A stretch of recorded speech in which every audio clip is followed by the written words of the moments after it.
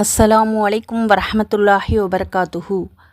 அல்ஹம்துலில்லாஹ் நஹ்மதுஹு வ நஸ்தஈனுஹு வ நுஅ்மினு பிஹி வ நதவக்கலு அலைஹி வ நஊது பில்லாஹி மின் ஷுரூரி அன்ஃபுஸினா வ மின் ஸய்யிஆத்தி அமாலினா வ மன் யஹ்தில்லாஹு ஃபலா முலில்ல லஹு வ மன் யுضلில்ஹு ஃபலா ஹாதிய லஹு வ நஷ்ஹது அன் லா இலாஹா இல்லல்லாஹு வஹ்தஹு லா ஷரீக லஹு வ நஷ்ஹது அன்ன ஸய்யிதனா முஹம்மதின் அப்துஹு வ ரசூலுஹு. நிறைவுடைய வாழ்வளித்து நெடுநிலத்தை காப்பதற்கு மறையளித்த மன்னவனுக்கே மாபெரும் புகழனைத்தும். அல்ஹம்துலில்லாஹ். இதுவரை நாம் பல பயான்களை செய்திருக்கின்றோம். அல்லாஹுடைய பெரும் கிருபையாலும் முஹம்மது நபி ஸல்லல்லாஹு அலைஹி வஸல்லம் அவருடைய துஆ பரக்கத்தாலும் நல்லபடியாக நிகழ்ந்து கொண்டிருக்கின்றது. 2 வருடமாகிவிட்டது. நிறைய பேர் சப்ஸ்கிரைப் செய்திருக்கின்றீர்கள். உங்கள் அனைவருக்கும் அல்லாஹு தஆலா நற்கூலியை தந்தருள்வானாக. ஆமீன். உடல் ஆரோக்கியத்தையும் உள்ள நலத்தையும் தந்தருள்வானாக. ஆமீன். இதைப் போலவே எப்பொழுதும் எமக்கு ஆதரவளித்து அல்லாஹுடைய வேதமாகிய குர்ஆனுடைய கருத்துக்களையும் மற்றும் நபி ஸல்லல்லாஹு அலைஹி வஸல்லம் அவர்கள் சொன்ன பொன்மொழிகள் ஹதீஸ்களையும் கேட்டு பலனடையுங்கள். லைக் செய்து கமெண்ட் செய்யுங்கள். உங்களுடைய ஆதரவிற்கு அல்லாஹு தஆலா நற்கூலியை தந்தருள்வானாக. ஆமீன். ஜஸாக்கல்லாஹு ஹைரன் கசீரா. இதுபோலவே தொடர்ந்து பயான்கள் அனைத்தையும் முழுமையாக கேட்டு பலனடையுங்கள். லைக் செய்ய மறக்காதீர்கள். நீங்கள் செய்யக்கூடிய ஒரு லைக்கினால் இந்த விஷயங்கள் பல பேர்களுக்கு சென்றடையும். யார் பலனடைந்தாலும் அதனுடைய நன்மை நமக்கு மறுமை வரை கிடைத்து கொண்டே இருக்கும். இன்ஷா அல்லாஹ். லைக் செய்யுங்கள். உங்களுடைய கருத்துக்களை கமெண்டில் கூறுங்கள். தொடர்ந்து நமது மற்ற பயான்களையும் பார்த்து பயனடையுங்கள். அல்லாஹ்விற்காக மற்றவர்களுக்கும் பகிருங்கள். இன்ஷா அல்லாஹ். இன்றைய பயானில் சூரத்துல் பக்ராவின் 238வது வசனம் முதல் 245 வசனங்கள் வரை தொடர்ந்து தப்சீர் பார்க்கலாம். இந்த பயானில் அஸ்ஸலாத்துல் உஸ்தா நடுத்தொழுகை அசர் முதலாவது கருத்து, இரண்டாவது கருத்து மதாஉ என்றால் என்ன, பலியான பல்லாயிரம் பேர், அல்லாஹுக்கு கடனளித்தல், இதுபோன்று பல்வேறு தலைப்புகளில் இந்த ஆயத்துக்களுடைய விளக்கத்தை பார்க்கலாம். பொறுமையோடும் கவனமாகவும் முழு பயானையும் பார்த்து பயனடையுங்கள். நமது மற்ற பயான்களையும் பிளேலிஸ்டில் சென்று பார்த்து பயனடையுங்கள். மற்றவர்களுக்கும் பகிர்ந்து அல்லாஹ் தஆலாவிடத்தில் நற்கூலியை பெற்றுக்கொள்ளுங்கள். 2வது சூராவின் 238வது வசனத்தில், நம்பிக்கையாளர்களே, அனைத்து தொழுகைகளையும் குறிப்பாக நடு தொழுகையையும் நேரம் தவறாமல் பேணி தொழுது கொள்ளுங்கள். மேலும் தொழுகையில் அல்லாஹுக்கு பயந்து மிகவும் உள்ளச்சத்தோடு நில்லுங்கள். 2வது சூராவின் 239வது வசனத்தில், ஆனால் தொழுகையின் நேரம் வந்து எதிரி போன்ற ஏதேனும் ஒரு காரணத்தினால் ஓரிடத்தில் நின்று தொழுக நீங்கள் பயந்தால் நடந்தவர்களாக அல்லது வாகனத்தின் மீது இருந்தவர்களாகவே தொழுகுங்கள். தவிர உங்கள் பயம் நீங்கி நீங்கள் அச்சமற்றுவிட்டால் நீங்கள் தொழுகையை அறியாமல் இருந்த சமயத்தில் அல்லாஹ் உங்களுக்கு தொழுகையை கற்றுக் கொடுத்தபடி தொழுது அல்லாஹ்வை திக்ர் செய்யுங்கள். இந்த வசனத்திற்கு முன்பும் பின்பும் தலாக், இத்தா, மஹர், ஜீவனாம்சம் முதலான குடும்பவியல் விஷயங்களை கூறுகின்ற அல்லாஹ் தஆலா இடையிலே தொழுகை என்னும் அதிமுக்கியமான வழிபாடு பற்றி குறிப்பிட்டிருக்கின்றான். இதன் மூலம் மனித வாழ்வின் அடிப்படை நோக்கம் அல்லாஹுடைய வழிபாடு, அல்லாஹுடைய உணர்வு, அல்லாஹுடைய சட்டங்களை நடைமுறைப்படுத்துதல் ஆகியவனவாக இருக்க வேண்டும் என்பதை அல்லாஹ் உணர்த்துகின்றான். உலக வாழ்க்கையிலேயே மூழ்கி அல்லாஹ்வை மறந்துவிடக்கூடாது என்பதை அல்லாஹ் சுட்டிக்காட்டுவதோடு அல்லாஹ்வை நினைவு கூறுவதோடு வாழ்க்கை பிரச்சனைகள் சுமூகமாக தீர்க்கப்படும் என்றும் எடுத்து காட்டப்படுகின்றது. நபித்தோழர் ஜெயித் பின் தாபித் ரலியல்லாஹு அன்ஹு அவர்கள் அறிவிக்கின்றார்கள், அண்ணல் நபி ஸல்லல்லாஹு அலைஹி வஸல்லம் அவர்கள் கடும் வெப்பத்தில் லுஹர் மதிய தொழுகையை நிறைவேற்றி வந்தார்கள். நபித்தோழர்களுக்கு இது மிகவும் பளுவான தொழுகையாக இருந்தது. அப்பொழுது இந்த வசனம் 238வது வசனம் அருளப்பெற்றது. அண்ணல் நபி ஸல்லல்லாஹு அலைஹி வஸல்லம் அவர்கள் கடும் வெயிலில் லுஹர் தொழுகையை தொழுது வந்தார்கள். அண்ணல் நபிக்கு பின்னால் ஓரிரு வரிசைகளே இருந்தன. மக்கள் கயூலா தூக்கத்திலும் வியாபாரத்திலும் இருந்து கொண்டிருந்தார்கள். அப்பொழுது அல்லாஹ் தஆலா 238வது வசனத்தை அருளினான் என்று இன்னொரு தகவலின்படி கூறப்பட்டுள்ளது. நூல் அஹ்மத், அபு தாவூத், பைஹக்கி, இப்னு ஜரீர் தாரிக். ஜெயித் பின் தாபித் ரலியல்லாஹு அன்ஹு. அஸ்ஸலாத்துல் உஸ்தா, ஐங்கால தொழுகைகளையும் குறிப்பாக நடுவு தொழுகையும் பேணி தொழுது வாருங்கள் என்று அல்லாஹு தாலா இங்கே கட்டளையிட்டிருக்கின்றான். பேணி தொழுகுங்கள் என்பதை குறிக்க ஹாஃபிலு என்ற ஏவல் வினைச்சொல் இங்கே கூறப்பட்டுள்ளது. தொழுகையில் கடைபிடிக்க வேண்டிய ஃபரலு, வாஜிபு, சுன்னத்து, முஸ்தஹபு முதலான விதிமுறைகளை பேணி தொழுகுவதை இந்த சொல் குறிக்கும். இதைப்போல நேரம் தவறாமல் உரிய காலத்தில் தொழுகுவதையும் இது சுட்டும். ஃபரலான கடமையாக்கப்பட்ட தொழுகைகள் 5 என்பது முடிவான விஷயம். இவற்றில் உஸ்தா நடுமையானது எது என்பதை பற்றி பல்வேறு கருத்துகள் தெரிவிக்கப்பட்டுள்ளன. இது விஷயத்தில் மொத்தம் 18 விதமான கருத்துகள் தெரிவிக்கப்பட்டதாக கூறப்படுகின்றது. அறிவிப்பவர் சௌகானி, நூல் நைலுல் அவுதார். நபித்தோழர் ஜெயித் பின் தாபித் ரலியல்லாஹு அன்ஹு அறிவித்த மேற்சொன்ன ஹதீஸ்களிலிருந்து நடு தொழுகை என்பது லுஹர் தொழுகையே என்று தெரிகிறது. இந்த கருத்தை உறுதிப்படுத்தும் வகையில் இன்னொரு ஹதீஸ் காணப்படுகிறது. அல் அஹ்ஸாப் என்ற யுத்தத்தின் பொழுது லுஹர் மற்றும் அசர் தொழுகையை உரிய நேரத்தில் நிறைவேற்ற முடியாமல் போயிற்று. இது குறித்து முஹம்மது நபி ஸல்லல்லாஹு அலைஹி வஸல்லம் அவர்கள் குறிப்பிடும் பொழுது, அல்லாஹ் அவர்களுடைய சமாதிகளையும் வீடுகளையும் நெருப்பால் நிரப்பட்டும் அவர்கள் நடு தொழுகையை சூரியன் மறையும் வரை நிறைவேற்ற விடாமல் நம்மை தடுத்து விட்டார்களே என்று கவலையோடு கூறினார்கள். அறிவிப்பவர் அலி ரலியல்லாஹு அன்ஹு, நூல் புகாரி, முஸ்லிம், அஹ்மத். இந்த அறிவிப்பில் அஸ்ஸர் தொழுகை என்று அண்ணல் நபி ஸல்லல்லாஹு அலைஹி வஸல்லம் அவர்கள் குறிப்பிடவில்லை என்று சுட்டிக்காட்டப்படுகிறது.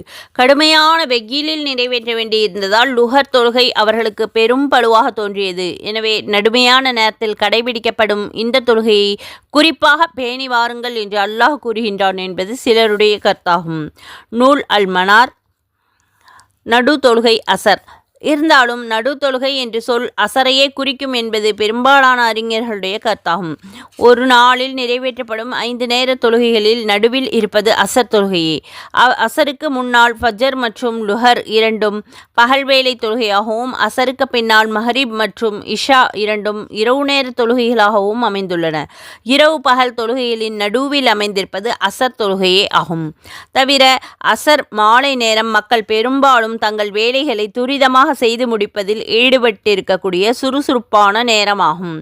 இந்த நேரத்தில் அலுவல்களை எல்லாம் ஒதுக்கி வைத்துவிட்டு அல்லாஹுடைய வழிபாட்டில் ஈடுபடுவதால் இதற்கு மிகவும் மிகுதியான நன்மைகள் உள்ளன. எனவே இது முக்கியமான தொழுகையாக கருதப்படுகிறது. நூல் மஆரிஃபுல் குர்ஆன்.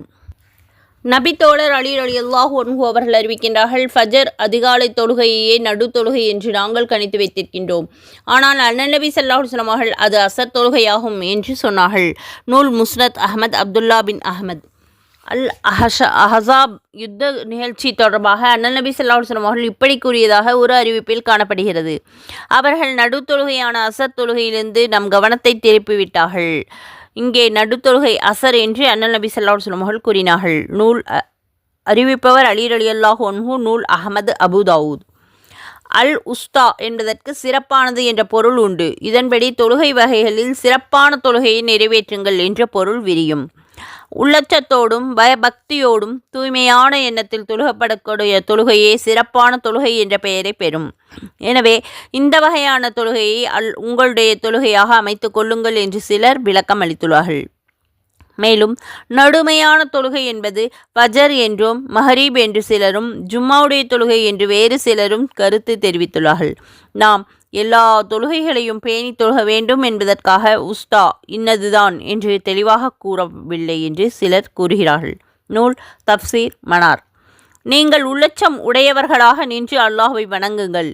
நபித்தோழர் ஜெயித் பின் அர்கம் ரலியல்லாஹு அன்ஹு அவர்கள் கூறுகிறார்கள், முஹம்மது நபி ஸல்லல்லாஹு அலைஹி வஸல்லம் அவர்களுடைய காலத்தில் நாங்கள் தொழுகையில் பேசிக்கொள்வோம். ஒருவர் தன் அருகே நின்றும் தொழுகக்கூடிய நண்பரிடம் பேசுவார். கூமூ லில்லாஹி கானித்தீன் என்ற தொடர் அருளப்பட்டது. தொழுகையில் பேசுவதிலிருந்து நாம் விலக்கப்பட்டோம். பிறகு மௌனமாக இருக்குமாறு பணிக்கப்பட்டோம். இந்த தொடரில் கானித்தீன் என்ற சொல் குனூத் என்னும் வேர் சொல்லிலிருந்து வந்த வினை ஆளனையும் பெயராகும். குனூத் என்பதற்கு உலக சிந்தனையிலிருந்து விடுபட்டு அல்லாஹ்வை நினைப்பதற்காகவும் அவனிடம் வேண்டுவதற்காகவும் அவன் பக்கம் முழு கவனத்தையும் திருப்புவது என்று பொருள் கூறப்படுகிறது. இடைவிடாது வணங்குதல், மௌனமாக இருப்பது, நெடுநேரம் நின்று வணங்குவது, வேண்டுதல் ஆகிய பொருட்களையும் இந்த சொல் பதிந்திருக்கின்றது. எனவே இத்தனை தன்மைகளையும் நிறைந்ததாக உங்கள் தொழுகைகளை ஆக்கிக் கொள்ளுங்கள். அல்லாஹுக்கு முன் முற்றிலும் அடிபணிந்தவர்களாக நில்லுங்கள் என்ற பொருள் விரியும். ஆகவே தொழுகையில் குர்ஆன் ஓதுவது, தக்பீர் முதலான அல்லாஹுடைய புகழ் கூறுவது, முஹம்மது நபி ஸல்லல்லாஹு அலைஹி வஸல்லம் அவர்கள் மீது ஸலவாத் சொல்வது முதலியன தவிர மனிதர்களோடு பேசக்கூடிய எந்த பேச்சும் பேசக்கூடாது. நபித்தோழர் இப்னு மஸ்ஊத் ரலியல்லாஹு அன்ஹு அவர்கள் அறிவிக்கின்றார்கள், அண்ணல் நபி ஸல்லல்லாஹு அலைஹி வஸல்லம் அவர்கள் இருக்கும் பொழுது நாங்கள் சலாம் கூறி வந்தோம். அன்னலாரும் பதில் சலாம் கூறுவார்கள். நஜ்ஜாசிகளிடமிருந்து நாங்கள் திரும்பி வந்த பொழுது தொழுது கொண்டிருந்த அண்ணல் நபி ஸல்லல்லாஹு அலைஹி வஸல்லம் அவர்களுக்கு நாங்கள் சலாம் சொன்னோம். அண்ணல் நபி அவர்கள் பதில் அளிக்கவில்லை. பின்னர் அதை பற்றி வினவியதற்கு, நிச்சயமாக தொழுகையில் முழு கவனம் தேவைப்படுகிறது என்று அண்ணல் நபி ஸல்லல்லாஹு அலைஹி வஸல்லம் அவர்கள் கூறினார்கள். நூல் புகாரி, முஸ்லிம். நீங்கள் சூழ்நிலை அறிந்து அச்சம் கொண்டால் நடந்தவர்களாகவோ அல்லது வாகனத்தில் இருந்தவர்களாகவோ தொழுது கொள்ளலாம். மன ஓர்மையோடு நின்று தொழுக முடியாத சூழ்நிலை ஏற்பட்டால் நிலைமைக்கு ஏற்றவாறு நடந்து கொள்ளோ அல்லது நின்று வாகனத்தில் அமர்ந்து கொண்டோ தொழுதாக வேண்டும் என்ற இந்த வசனத்தம் தொழுகையின் முக்கியத்துவத்தை உணர்த்துகின்றது. எதிரிகள், திருடர்கள், கொடிய விலங்குகள் போன்றவற்றால் தன் உயிர் அல்லது உடைமை அல்லது மானத்திற்கு ஆபத்து ஏற்படும் என ஒருவர் அஞ்சினால் நடந்து கொண்டும் தொழுகலாம், வாகனத்தில் அமர்ந்தும் தொழுகலாம். எப்படியும் தொழுதே ஆக வேண்டும். தொழுகையை கைவிட அனுமதி இல்லை என்று இந்த வசனம் சுட்டிக்காட்டுகிறது. முஹம்மது நபி ஸல்லல்லாஹு அலைஹி வஸல்லம் அவர்கள் தொழுகையின் அவசியத்தை பற்றியும் அதை கைவிடுவதில் உள்ள தீமைகள் பற்றியும் பல முறை பேசியிருக்கின்றார்கள். ஒரு மனிதனுக்கும் குஃப்ர், இறை நிராகரிப்பாளர்களுக்கும் இடையே பாலமாக விளங்குவது தொழுகையை கைவிடுவதே ஆகும் என்று அண்ணல் நபி ஸல்லல்லாஹு அலைஹி வஸல்லம் அவர்கள் எச்சரித்திருக்கின்றார்கள்.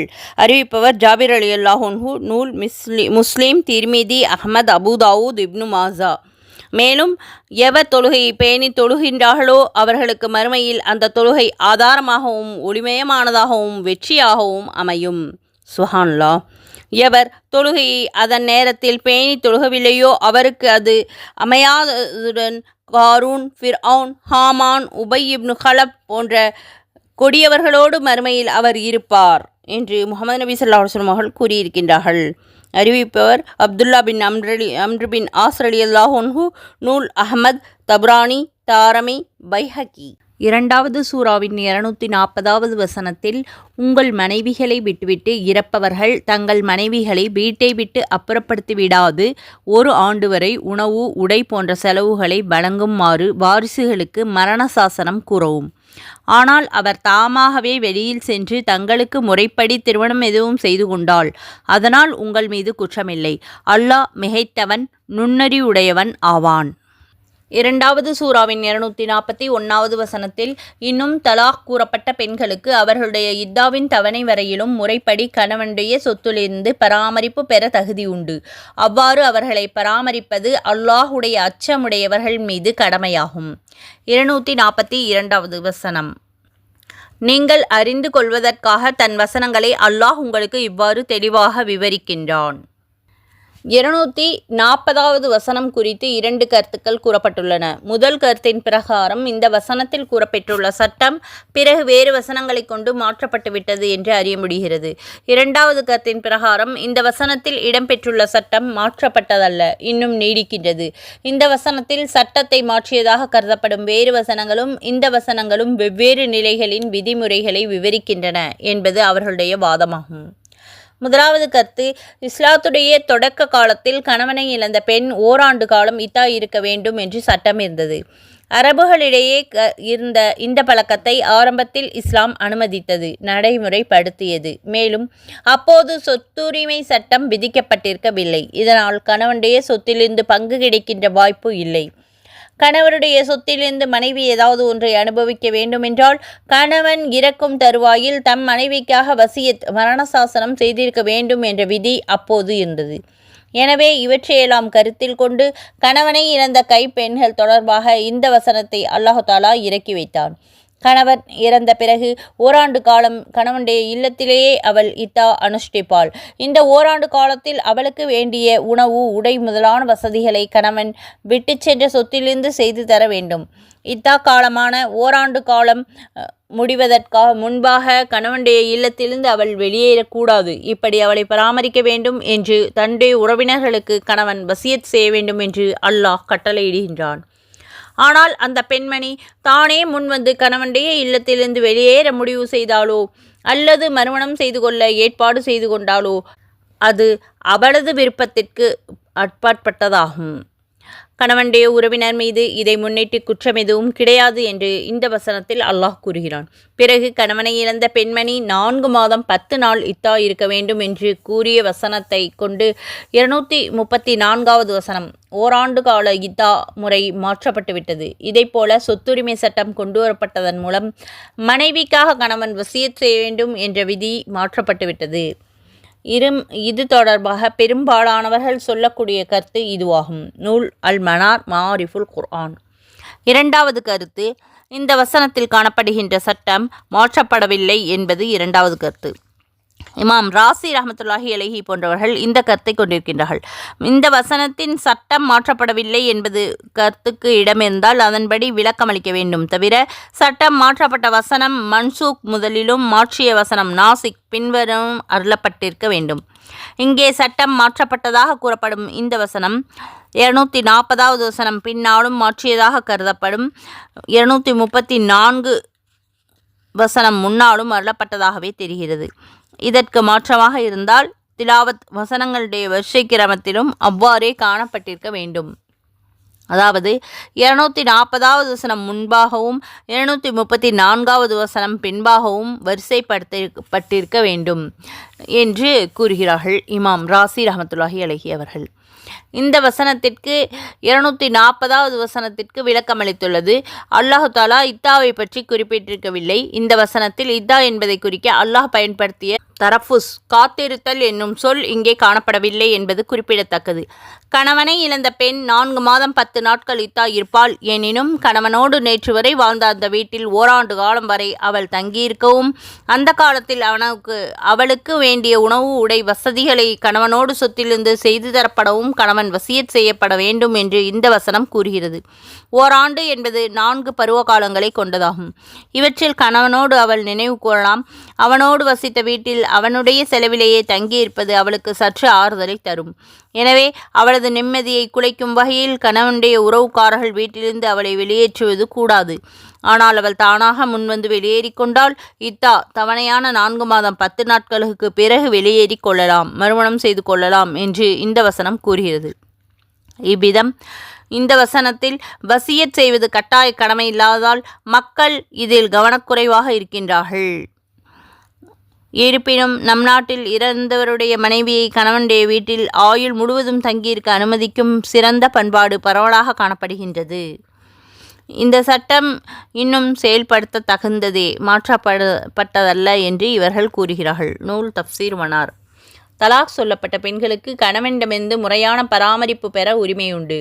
பொதுவாக தலாக் சொல்லப்பட்ட எல்லா பெண்களுக்கும் முறையான மதாவு உண்டு என்று இந்த வசனத்தில் கூறப்பட்டுள்ளது. இதற்கு முன்பு 236வது வசனத்தில் தலாக் சொல்லப்பட்ட பெண்களில் முதல் வகையினர்களுக்கு மதாவு உண்டு என்று கூறப்பட்டுள்ளது.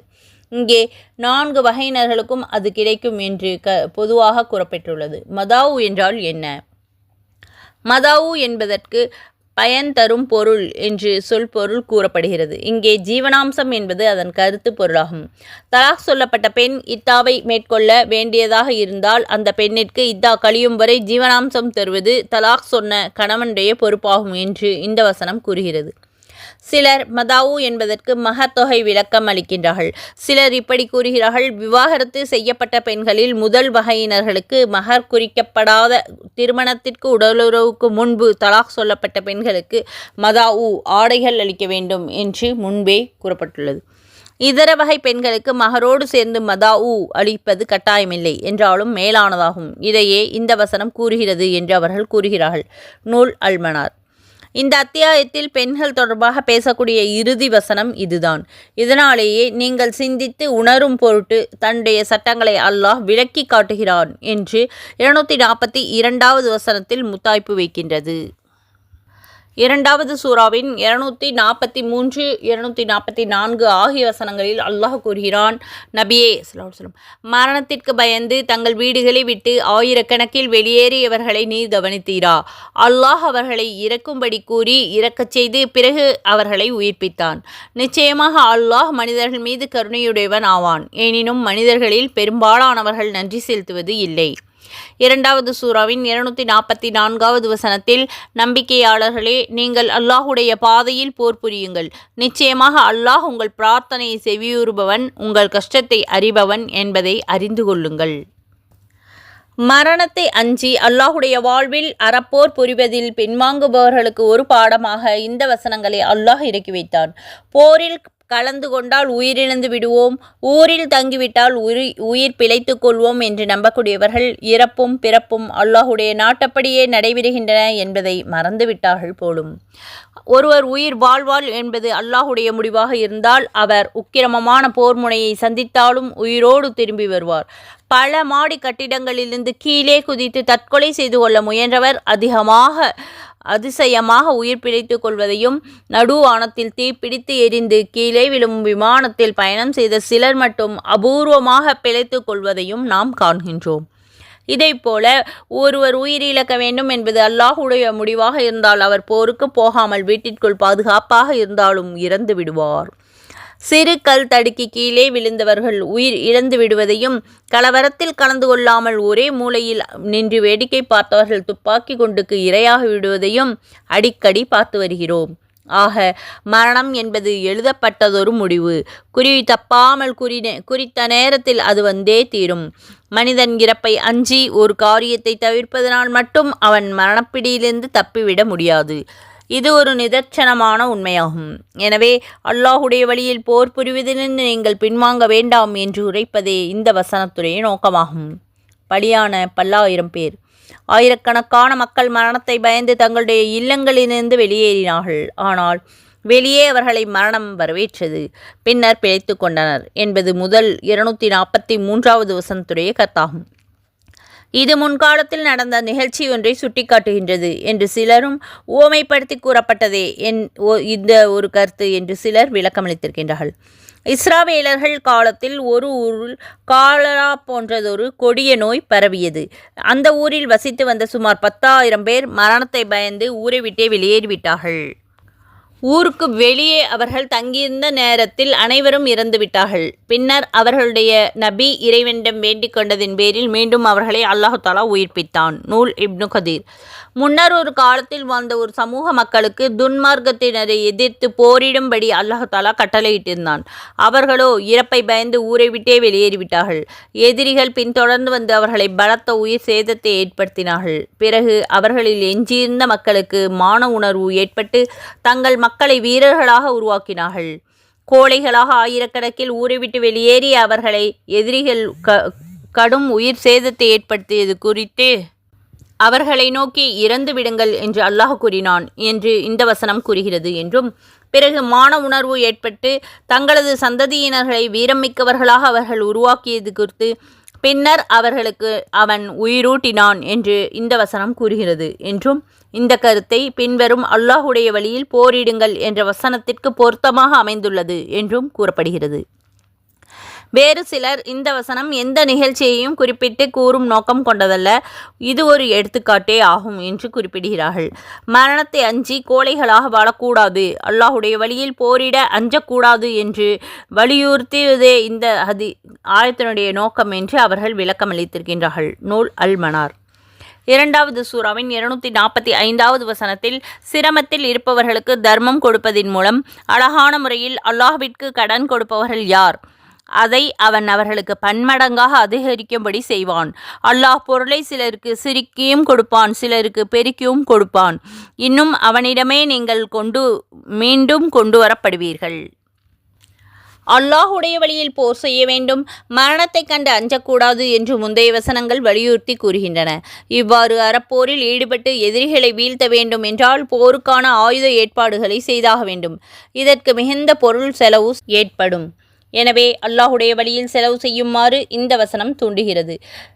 245வது வசனம் அருளப்பெற்றதற்கான காரணம் குறித்து, அல்லாஹுடைய வழியில் செலவு செய்பவர்களுடைய நிலையானது ஒரு வித்தின் தன்மைக்கு ஒத்திருக்கின்றது. அந்த வித்து 7 கதிர்களை முளைக்கச் செய்தது. ஒவ்வொரு கதிரிலும் 100 வித்துக்கள் உண்டு.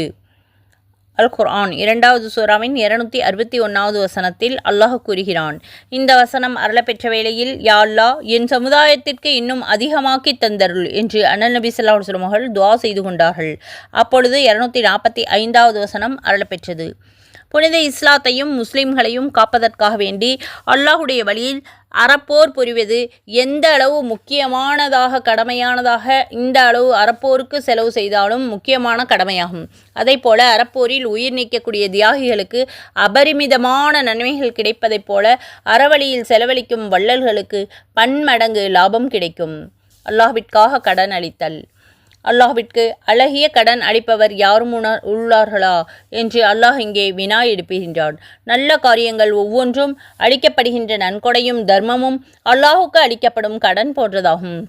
கடன் அளித்தவர்கள் அதனை திரும்ப பெற்றுக்கொள்வதைப் போலவே அல்லாஹுடைய வழியில் செலவு செய்தவர்கள் அதற்கு பதிலாக பன்மடங்கு நன்மைகளை பெறுவார்கள் என்று இந்த வசனத்தில் கூறப்படுகிறது. அழகிய கடன் என்று சொன்னது பெயருக்கும் புகழுக்கும் ஆசைப்பட்டு வாரி வழங்காமல் அல்லாஹ்விற்காக என்ற தூய எண்ணத்தோடு வழங்கப்படும் பொருள் உதவியே குறிப்பதற்காக ஆகும். இது அல்லாஹ்வுடைய அடியார்களுக்கு அளிக்கப்படக்கூடிய கடனை அல்லாஹுக்கு அளிக்கும் கடனாக அல்லாஹ் குறிப்பிட்டிருக்கின்றான் என்று விளக்கமளிக்கலாம். முஸ்லிம்களுக்கு கடன் உதவி செய்வது பெரும் தர்மமாக கருதப்படுகிறது. இந்த கருத்தை பின்வரும் நபிமொழி உறுதி செய்கிறது. ஒரு முஸ்லீமுக்கு ஒரு முறை கடன் அளிப்பவர்கள் அவருக்கு 2 முறை தர்மம் செய்தவரை போன்றவர் ஆவார் என்று அண்ணல் நபி ஸல்லல்லாஹு அலைஹி வஸல்லம் அவர்கள் கூறியிருக்கின்றார்கள். நூல் இப்னு மாஜா. ஆகவே வசதி படைத்தவர்கள் தங்களால் இயன்ற உதவிகளை அல்லாஹுடைய வழியில் செய்ய வேண்டும். செல்வத்தை கொடுப்பதும் எடுப்பதும் அல்லாஹுடைய கையில் உண்டு. அவன் நினைத்தால் ஏழையை பணக்காரனாகவும் பணக்காரனை ஏழையாகவும் மாற்றிவிட முடியும் என்று இந்த வசனத்தில் அல்லாஹ் சுட்டிக்காட்டுகின்றான். அல்ஹம்துலில்லாஹ்.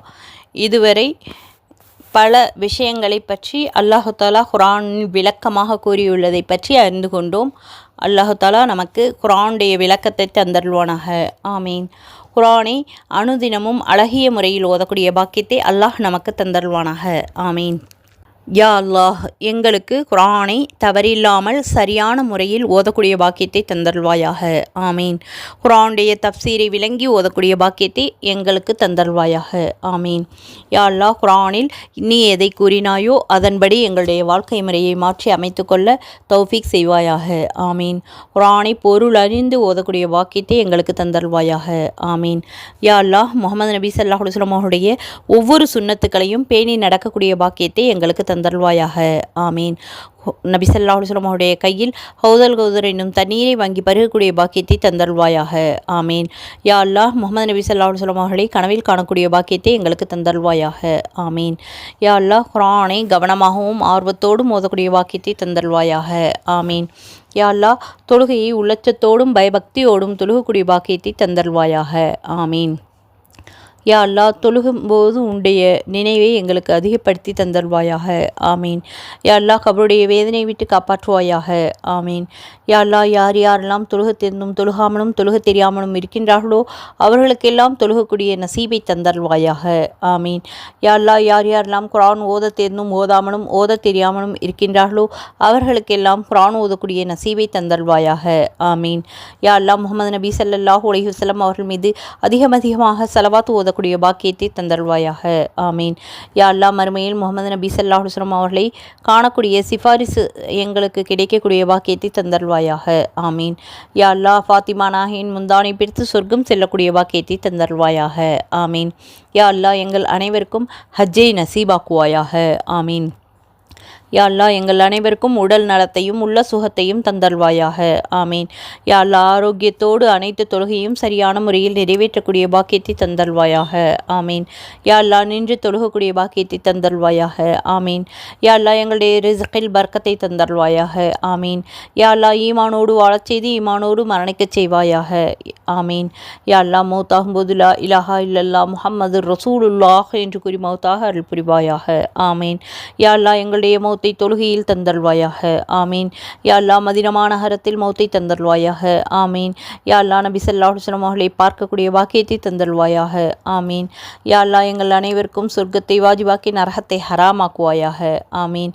யா அல்லாஹ் இவ்வளவு நேரமாக பொறுமையாக பயான் கேட்ட அனைவருக்கும் அதற்குரிய நட்கூலியை தந்தல்வாயாக. ஆமீன். யா அல்லாஹ் தீனுடைய விஷயங்களை அதிகமாக பகிரக்கூடிய பாக்கியத்தை தந்தல்வாயாக. ஆமீன். யா அல்லாஹ் கற்றபடி அமல் செய்யக்கூடிய பாக்கியத்தை தந்தல்வாயாக. ஆமீன். யா அல்லாஹ் இதுவரை பொறுமையாக பயான் கேட்டு மற்றும் துஆக்களுக்கு ஆமீன் சொன்ன அனைவருக்கும் அதற்குரிய நட்குழியை தந்தல்வாயாக. ஆமீன். ஜஸாக்கல்லாஹு ஹைரன் கசீரா. அஸ்ஸலாமு அலைக்கும் வரஹ்மத்துல்லாஹி வபரகாத்துஹு வ மஹ்ஃபிரத்துஹு.